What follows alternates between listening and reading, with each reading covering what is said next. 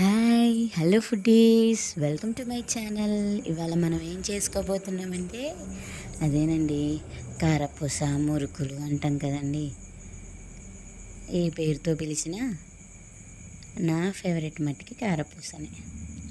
ఎందుకంటే ఏదైనా వర్షం పడే టైంలో కానీ ఏదైనా తినబుద్ధి అయినప్పుడు కానీ ఆ కారపూస ఉంటే ఏదో నోరు ఆరిస్తుంటూ తినేయటమే. కానీ కారపూసకు మించిన టేస్ట్ ఏది ఉండదు. కారపూస ఇష్టపడని వాళ్ళు కూడా ఎవరు ఉండరు. నేను వాటి కోసం అని చెప్పేసి ముందుగానే అన్నీ సిద్ధం చేసుకున్నాను. చేయగడుకోవడానికి వాటర్ని పిండి కలిపేసి రెడీగా పెట్టుకొని, కళాయి పెట్టేసి, ఆయిల్ పెట్టేసి, ఖాళీ క్యాన్ పెట్టేసుకొని అన్నీ మళ్ళీ లేవకుండా ఒక్కసారి పెట్టేసుకొని కూర్చున్నాను. దీన్ని గన్ మిషన్ అంటామండి. ఇంతకుముందు మనం చేతితో ఒత్తేవాళ్ళు మన అమ్మమ్మ వాళ్ళు. ఏ మాటకి ఆ మాటే అండి. వెనకటి వాళ్ళు చాలా గట్టి వాళ్ళు. మేమైతే మా అమ్మమ్మ, నేను, మా చెల్లి, మా మమ్మీ, మా అత్తయ్య అందరం కూర్చొని చేసేవాళ్ళం అండి. కారపూస, అరిసెలు, చెక్కలు అన్నీ, ఈ వంటకాలన్నీ ఒక రోజల్లా పట్టేవి. అమ్మో, ఆ రోజు మట్టికి చాలా చేసేది. మా అమ్మమ్మ అయితే మా అత్తయ్య వాళ్ళకి ఇవ్వాలి, మాకు ఇవ్వాలి, వాళ్ళు ఉంచుకోవాలి. అలా 3-4 క్యాన్లు చేయాలంటే ఎంత టైం పట్టిద్దో. ఆ పిండి అప్పటికప్పుడే పట్టడం, కారం అప్పటికప్పుడే పట్టించుకొని రావటం, కట్టెల పొయ్యి మీద చేయటం, ఇవి వత్తటం, ఆ మంట రాకపోవటం, ఊదటం, పొగ. అబ్బో, ఇప్పుడంటే గ్యాస్ వచ్చేసి తేలిగ్గా అయిపోతుంది కానీ మనకి పనులు అంతకుముందు పాపం చాలా కష్టపడ్డారండి అందరూ. ఆడవాళ్ళకి చాలా కష్టమయ్యేది.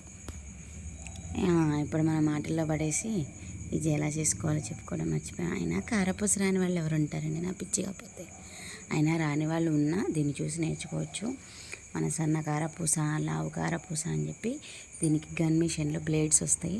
ఆ బ్లేడ్స్ మార్చుకుంటూ ఆ పిండి అందులో పెట్టుకొని ఒత్తేయటమే. ఏముంది, ఆయిల్లో వేయంగానే చక్కగా అది కాలిపోద్ది. అలా తీసుకొని పక్కన పెట్టేసుకోవటమే. చల్లారాక సర్వ్ చేసుకొని తింటాం.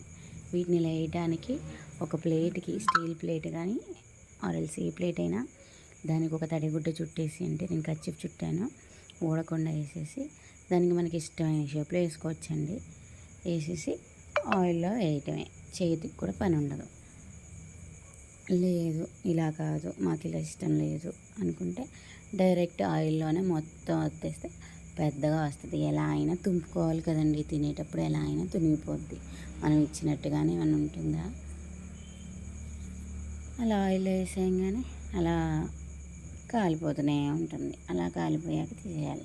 కానీ కారపూస ఇష్టపడే వాళ్ళు ఎవరో కొంచెం లైక్ చేసి కామెంట్ చేయండి. మా పాప కూడా నాకు కొంచెం సహాయం చేస్తుంది. ఆ వాటర్ ఇమ్మని అడిగితే ఎప్పుడు ఇస్తుంది. మనం చేసే పనుల్లో చిన్నపిల్లలైనా, పెద్ద పిల్లలైనా, ఆడపిల్లలైనా, మగపిల్లలైనా తేడా ఏం చూపించకుండా వాళ్ళకి తోచిన పని వాళ్ళు చేసే విధంగా, అంటే వాళ్ళు చేయగలరు అంటే చేయమన్నా కదా అని చెప్పి బరువు పనులు ఏం చెప్పకండి. చిన్నపిల్లలకి కొంచెం అది అందుకోమ్మా, కొంచెం ఇద్దేయమ్మా, కొంచెం అలా వెళ్ళమ్మా, ఇలా అందివమ్మా అని చెప్పేసి మనం పనులు చెప్తూ ఉంటే వాళ్ళకు కూడా మనతో పాటు పనులు చేయడం అలవాటైపోద్ది. అలా అని చెప్పేసి ఏమీ చెప్పకుండా మా పిల్లలు అమ్మో పని చేసి తలిసిపోతారు, చేతులు కందిపోతాయి, కాళ్ళు కందిపోతాయి అని మనం ఏమి చెప్పకుండా ఉంటే పిల్లలు సోమరిపోతులు అయిపోతారు. పెద్ద అయిపోయాక బాధపడాల్సి వస్తుంది. చిన్నప్పటి నుంచి కొంచెం కొంచెం అలవాటు చేస్తుంటే మనం ఏమేమి పనులు చేస్తున్నామో వాళ్ళకు కొంచెం సాయం చేయమంటము, లేకపోతే ఇలా రా అమ్మ అని చెప్పటము. అలా చెప్తేనే పెద్దయ్యాక వాళ్ళు నేర్చుకోగలుగుతారు. ఎంత గట్టి పని చేయాలైనా వాళ్ళకు ఒక అవగాహన ఉంటుంది. నేను చేశానులే అని. అలా ఏమీ చేయకుండా అలానే కూర్చోబెడితే అమ్మో నేను చేయలేను అనే ఫీలింగ్ వాళ్ళలో మనసులో ఉండిపోతుంది. మన పిల్లలు అని చెప్పేసి మనం గారాబం చేయకూడదు. మనం పడే కష్టం, మనం చేసే రూపాయి ఎలా వస్తుంది అనేది కూడా పిల్లలకి చెప్తే, ఇప్పటి నుంచో చెప్తుంటే వాళ్ళ మైండ్లో సెట్ అయిపోద్దండి. అలా కాకుండా ఏమీ తెలియకుండా పెంచితే మటుకు పిల్లలు దారిలోకి రారు. నేను చూశాను కాబట్టి చెబుతున్నాను. అందరూ అలా ఉంటారని నేను అన్నాను. కొంతమందిని చూశాను పిల్లల్ని అని చెప్పేసి మీకు చెప్తున్నా. ఎందుకో మీతో షేర్ చేసుకోవాలనిపించింది. దాంట్లో ఏమైనా పాజిటివిటీ ఉంటే తీసుకోండి, నెగిటివిటీ ఉంటే తీసేయండి.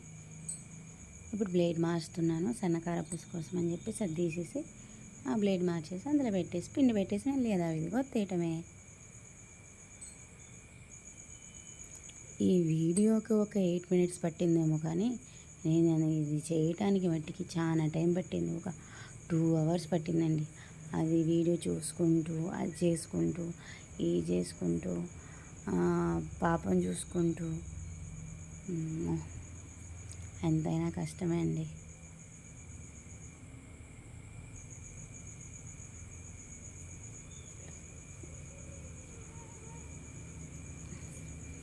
ఇప్పుడు ఈ సన్న కారపూస దీన్ని కూడా అంతే కొంచెం డీప్ ఫ్రై చేసేసి నేను ఏదైనా 2 సైడ్స్ కాలుస్తానండి. ఒకవేళ కాలకపోయినా కొంచెం మెత్తగా ఉంటే అసలు తినబుద్ధి కాదు కదా. అందుకని ఇంకో విషయం, మీకు పిండి కలిపేటప్పుడు కొంతమంది ఓన్లీ బియ్యం పిండి శనగపిండి వేసి చేస్తారు కారపూస. అలా చేస్తే టేస్ట్ రాదు, పొంగు రాదండి. కొంచెం మినపగుండ్లనే ఒక పిరికెడు తీసుకోండి. మీరు కేజీ తీసుకుంటే ఒక పిరికెడు తీసుకోండి. పిరికెడు అంటే కొన్ని వస్తాయి కదా, చాలు.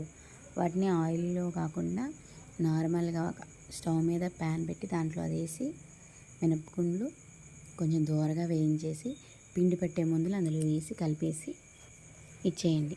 అలా పిండి కలిపిన తర్వాత చేయండి.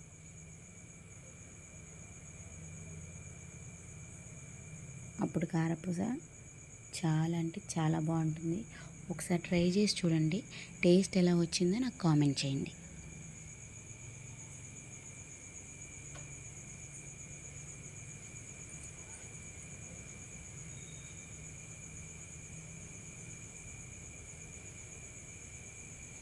కాలిపోయాక మళ్ళీ రివర్స్ తిప్పేసి దాన్ని తీసేయడమే.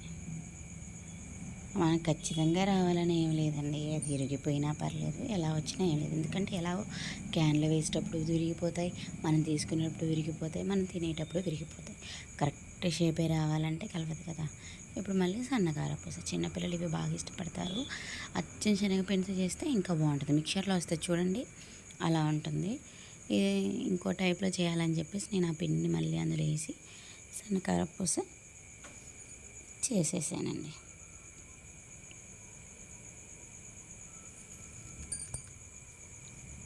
అలా అంచుల మట్టి పిండి ఉంటే మట్టికి మూత అనేది పట్టదు. అంచుల మట్టి పిండి మొత్తం క్లీన్ చేసుకొని, ఇంకో ముఖ్యమైన విషయం, ఆ గన్నికి మనం పొద్దుగా తడి పిండి అంటుతూ ఉంటుంది, చేతి తడి అంటుతూ ఉంటుంది. అప్పుడు మనం తీసేటప్పుడు ఒకసారి అది గన్ను అనేది ఆయిల్లో పడిపోయింది. ఒకసారి నాకు అలా జరిగింది. ఇప్పుడు కాదండి, ఇంతకుముందు ఒకసారి అలా జరిగింది. ఆ పడగానే ఆయిల్ అంతా వచ్చేసి మీద పడింది. అందుకని ఇప్పటికప్పుడు దాని చుట్టూ ఉన్న పిండి కానీ తడి కానీ తడి చేయి కూడా తుడిచేసుకోండి. ఒక గుడ్డ పెట్టేసుకొని ఒక క్లాత్ పెట్టేసుకొని మొత్తం తడి లేకుండా తుడుచుకుంటే అది అనేది చేతి అనేది జారదు. మనం ఒత్తేటప్పుడు గన్ మిషన్ అనేది ఒత్తేటప్పుడు మన చేతికి తడి లేకుండా చూసుకుంటే మన చేతిలోంచి అది జారకుండా ఉంటుంది. పిండి అనేది కూడా పిండునా జారుతుంది, పిండి కూడా లేకుండా చూసుకోండి. అందుకని గిన్నె పెట్టుకొని వాటర్ పెట్టుకోమన్నా ముందే. పొద్దాక లేకుండా చేయి అందులో పొద్దాక అడిగేసేసుకొని ఒక క్లాత్ తుడిచేసుకొని ఒత్తేసుకొని తీసేసుకోండి. కారపూస ఒకళ్ళు చేయొచ్చండి. అరిసెలకి అంటే ఒక ఇద్దరు కావాల్సి వస్తుందేమో, కానీ కారపూస ఒక మనిషి చేసేసుకోవచ్చు. ఎందుకంటే చాలా ఈజీ ప్రాసెస్. లేదు ఇదంతా చేసుకోలేమనుకుని